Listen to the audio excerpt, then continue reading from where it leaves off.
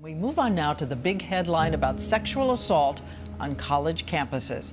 Two former college football players now facing decades in prison, found guilty of sexually assaulting a female student in a dorm room at Vanderbilt University. A Stanford student charged for allegedly raping a woman on campus grounds. Tonight we have a report of another sexual assault near College Park. Shortly after classes, a friend of mine sexually assaulted me in his dorm room. 55 universities are facing a federal investigation because of the way they respond to their students in a crisis of sexual assault. Sexual assault allegation. Sexual violence. Guilty of aggravated rape. Nearly 1 in 5 college women have been victims. For young women, America's campuses are dangerous places.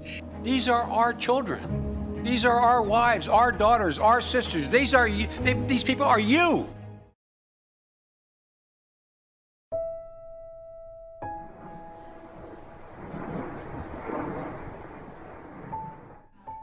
In 2014, the White House released a report stating that 1 in 5 women and 1 in 16 men have been sexually assaulted while in college. This means that 20% of women and 6% of men will be sexually assaulted sometime in their 4 years. Most of us have heard these horrifying statistics, but how much do you really know about campus sexual assault and rape culture? The use of alcohol or drugs significantly increases a person's risk of attack. 75% of campus sexual assaults involve some degree of alcohol consumption by the victim or the perpetrator. These cases are also the most likely to go unreported. Most victims are unsure of how their level of intoxication impacts their ability to say no or their attacker's ability to understand.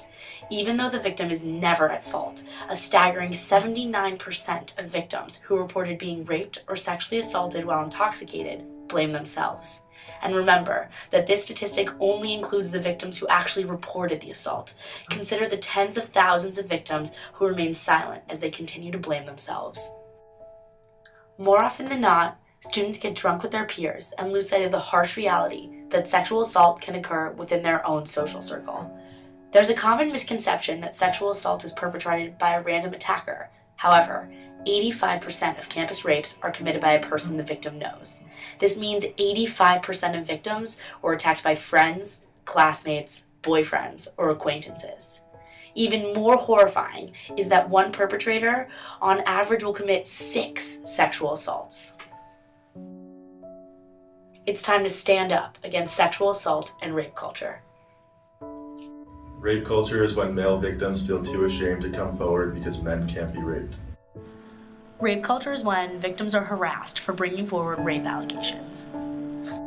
Rape culture is when wearing a short skirt means you're asking for it. Rape culture is when sexual assault is taken less seriously than honor code violations. Rape culture is when only 3% of rapists see the inside of a jail cell. Rape culture is when campus sexual assault rates haven't changed in 20 years. Rape culture is when your friend gets too drunk and doesn't take no for an answer. It's on us to stop sexual assault. To get in the way before it happens. To get a friend home safe. And to not blame the victim. It's on us. To look out for each other. To not look the other way. It's on us to stand up. To step in. To take responsibility. It's on us, all of us, to stop sexual assault. It's time to take action against sexual assault on college campuses. Every victim of sexual assault is someone's daughter, brother, best friend, or peer. Because victim blaming, slut shaming, and media harassment scare victims into silence, sexual assault cases on college campuses are staggeringly underreported.